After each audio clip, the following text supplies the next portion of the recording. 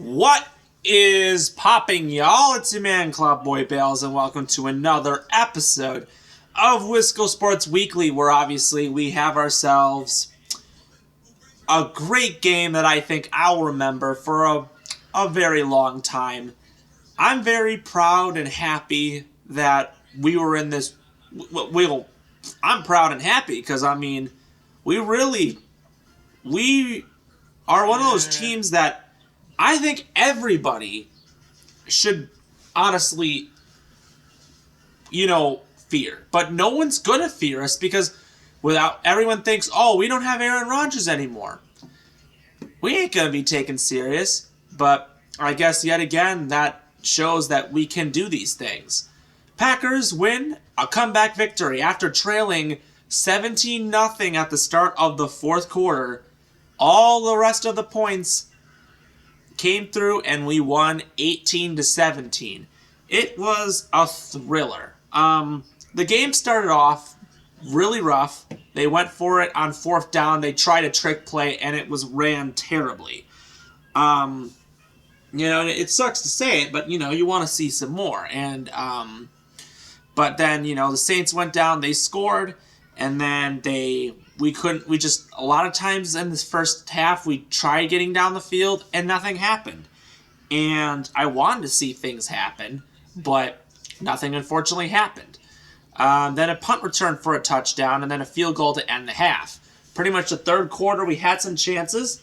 They went for it on fourth down, and they're way deep in the Saints territory, didn't convert.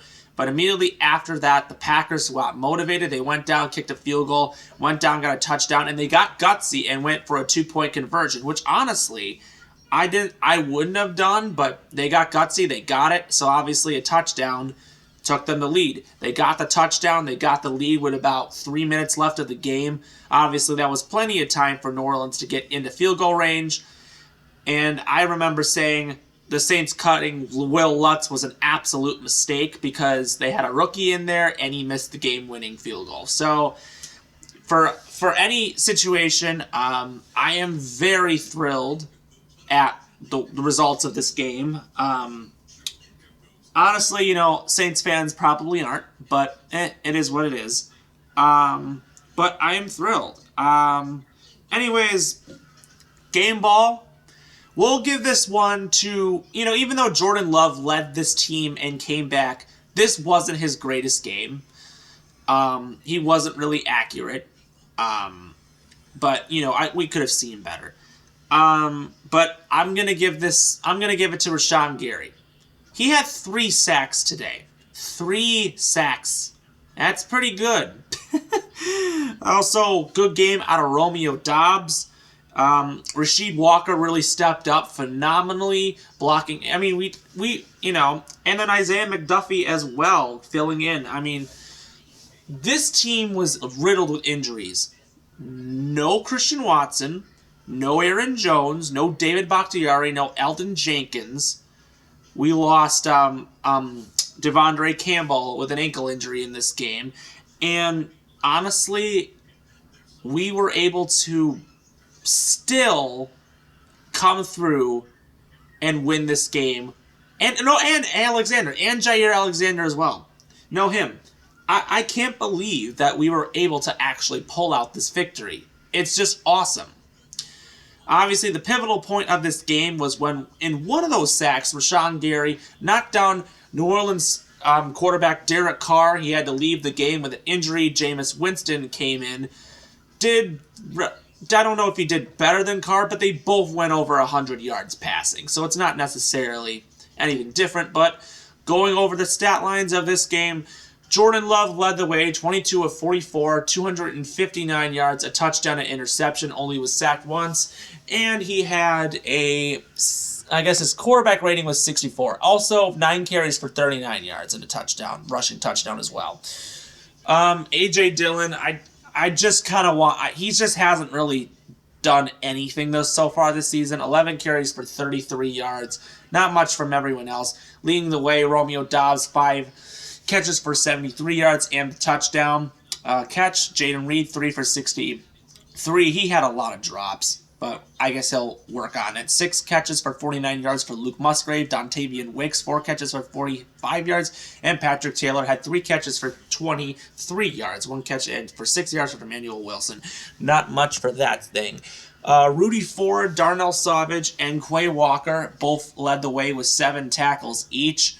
Not much. Isaiah McDuffie, who really filled in for the Devondre Campbell, had 6 tackles as well. I'd say he did really good as well. Corey Ballantyne also got a lot of playing time. Carrington Valentine was doing some starting, but he got injured and had to leave the game, and he ended up playing some minutes. 3 sacks on the day for Rashawn Gary and 1 sack for Kenny Clark. And obviously no interceptions or anything. No, I think only 1 field goal was made out by Anders Carlson, and I don't know. It's just, I'm really impressed. For the New Orleans side, Derek Carr went 13 of 18 for 103 yards and a touchdown, and Jameis Winston went 10 of 16, 100 yards. The ground game was obviously no Alvin Kamara because of his suspension. He'll be back next week. Jamal Williams also injured. He's going to be on short-term IR. So Kendre Miller led the day with 9 carries, 34 yards.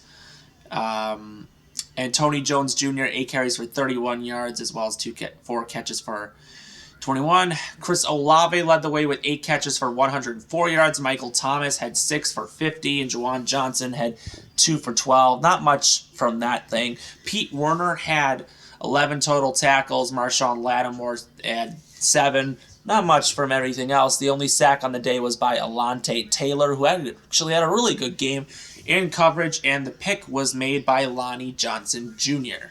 Break Groupie, obviously the rookie, went 1 and 2. Obviously he missed that kick, and that was that. This game, I think, was really, really, it's just a great thing. I mean, we won, and then the Vikings lost, the Bears lost. Lions did win, and obviously I'll get to them later because that is unfortunately who we play in a couple of days, so lovely. But obviously, great win. I mean, despite the odds, we were without all these people, and we were still able to win. I mean, we almost won last week, and we won this week. This resiliency of this team is insane. The amount of injuries that we had in this game is beyond crazy. I mean, the defense only allowed 10 points. Compared to last week's performance, that is 10 times better. I mean, yes, there was one other touchdown that was a punt return, so I can't really count that. Love looked a lot confident. This wasn't his best game because I feel like the defense did outdo him in the first 3 quarters. He didn't do much later. But, Love, the best way I can say it is he can't be rattled. He's constantly confident. He started weak, but then as everything went on, he got more confident. And that was great to see.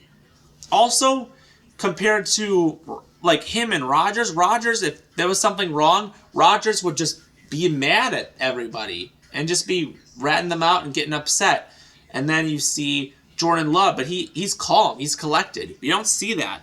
I mean, he can't be rattled, and it's insane that is what we're seeing out of him. He's really mature, and I really like that. 2, he also runs a lot as well, and I think it's important because we don't have that with Rodgers. He can't really, the last couple of years he hasn't really ran because obviously he's so old now, but now obviously having a quarterback that can use his legs to really get themselves. We saw it this week. I think that's really great. The fourth quarter comeback was great. It's the last time they trailed 17-0 and came back and won was against the Bears week 1 in 2018. That was a great comeback. Obviously, if we would have lost this game, the problems that we obviously faced were the penalties that were made in this game. There were a lot made on the Packers, lots of holding calls, lots of false starts. They were very chippy, and, it was unfortunate. And 2, there were just so many drops by young receivers, even Jayden Reed. It'll get better. Things will go on. I think this is the first game in front of a new crowd. At least we didn't get blown out by. At least we didn't lose to the Arizona Cardinals. Haha, Cowboys. But yeah, we got a game coming up on Thursday. We have a division rivalry. The Detroit Lions are coming into town. They defeated the Atlanta Falcons today. Very, very promising. Obviously, this will be a very difficult task because, of course, Detroit is the favorites to win the division right now. So, you know what? They can go into this and they can definitely get a victory. I'd love to see that happen. But honestly, part of me thinks that they were resting all these guys for this game. I think it's very important that they rest them for a divisional rivalry, especially when you play on Thursday. And then literally they have all this rest and they play on Monday. I don't know how. I mean, they get a Thursday night game this week and then Monday the next week. I guess that's just how it is. But we're 2-1. What a comeback. I am proud to be a Packers fan. And obviously, you will probably hopefully see me soon because the Brewers just need to win one game or the Cubs need to lose one game, and then you'll be seeing me make a video talking about that because, of course, yesterday or today they just couldn't win, but it is what it is. Obviously, you will see me soon, and obviously for next week's Wednesday predictions. But anyways, if you like what you see, comment below, subscribe with your thoughts, and we will see you next time. Go Pack, go.